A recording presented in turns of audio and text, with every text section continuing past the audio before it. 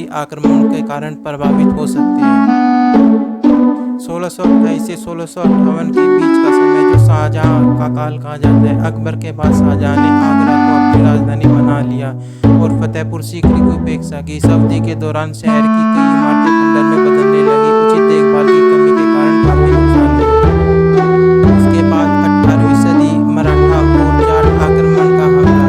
मराठा और जाट सेनाओं ने इस क्षेत्र में आक्रमण किया, जिससे कई इमारतों को नुकसान पहुंचा। विशेषकर जाट ने यहाँ लूटपाट की और अन्य संरचनाओं को नष्ट कर दिया।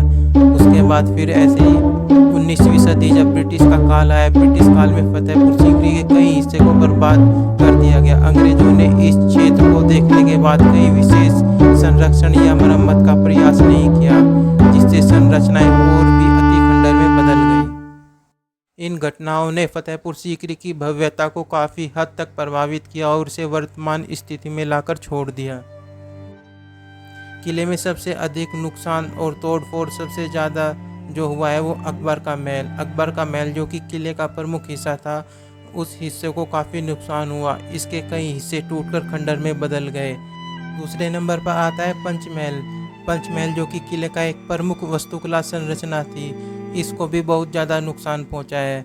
इसका निर्माण और सजावट ब्रिटिश काल में उपेक्षित रही और इसे क्षति पहुंची। तीसरे नंबर पर जो आता है वो आता है जामा मस्जिद का हिस्सा। जामा मस्जिद जो कि किले की एक प्रमुख धार्मिक संरचना थी, इसमें भी तोड़फोड़ की घटना हुई और इसकी भव्यता और धार्मिक महत्व को नज़रअंदाज किया गया, जिससे मस्जिद की स्थिति में गिरावट आई। इन संरचनाओं की मरम्मत और संरक्षण की कमी के कारण इनकी स्थिति में अधिक बिगड़ती गई और आज भी इनमें कई हिस्से खंडर दिखाई देते हैं।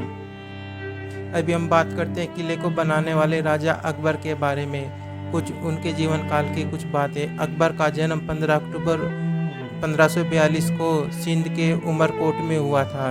उनके पिता का नाम हुमायूं और माता का नाम हमीदा बानो बेगम था। अकबर को बहुत ही कठिनाइयों के बीच अपना जीवन शुरू करना पड़ा था। उनके पिता को शेर शाह सूरी के खिलाफ युद्ध में हार का सामना करना पड़ा और उन्हें फारस में शरण लेनी पड़ी।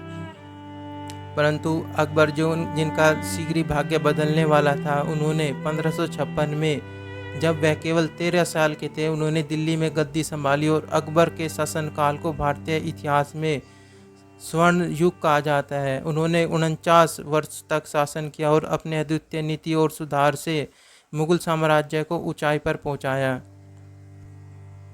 जो फतेहपुर सीकरी का किला है, इसे हम इतिहास में 14 भाई के नाम से भी जानते हैं।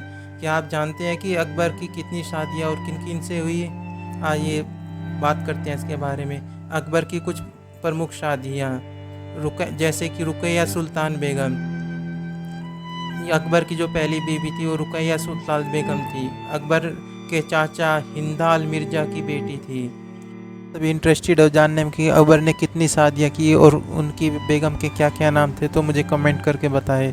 मैं इन सब की जानकारी आपको अगले व्लॉग में ज़रूर दूंगा। आज के व्लॉग का होता है यहीं पे एंड। मिलता हूँ मैं आपसे अगले व्लॉग में।